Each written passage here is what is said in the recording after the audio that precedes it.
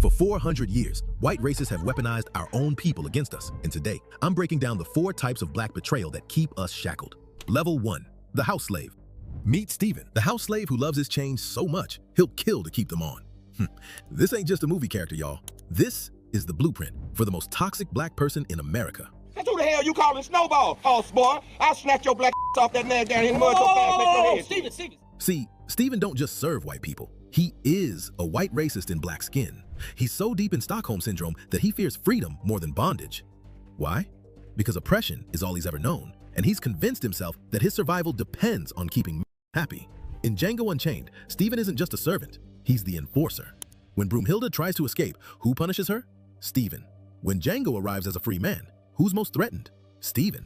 This man has so internalized his oppression that he sees other black people's freedom as a personal attack on his identity. Sound familiar?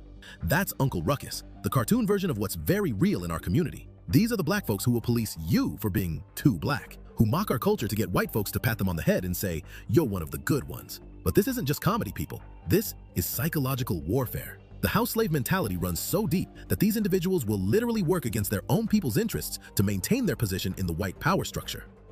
Herschel Walker literally said, black families don't need fathers because we had strong women. This man was so desperate for white Republican approval that he threw his own people under the bus on national television. He painted black fathers as dispensable while running for Senate in Georgia, the same state where his own father abandoned him. But here's where it gets really sick. Walker wasn't just talking to white Republicans. He was talking to black mothers, telling them they should be grateful to struggle alone. He was telling black children that they don't deserve fathers. Also, he could get a pat on the head from people who will never truly accept him. The house slave doesn't just hurt us through their actions. They poison our minds with self-hatred. They teach our children that being black is something to overcome, not something to celebrate. They turn our survival mechanisms into weapons against ourselves. Here's what makes the house slaves so dangerous. They convince white people that racism isn't the problem. We are. They give oppressors permission to keep oppressing because, see, even they agree with us. Remember, Steven wasn't just loyal to Calvin Candy. He was more racist than his master. When the house exploded at the end of Django, it wasn't just a building burning down. It was the destruction of an entire system that depended on black people policing other black people.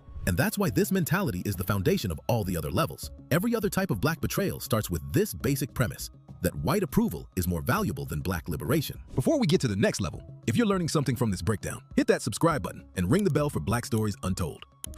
We're out here telling the stories they don't want you to hear, exposing the systems they don't want you to understand. Your support keeps us free to speak these truths. Level 2, the assimilationist celebrity.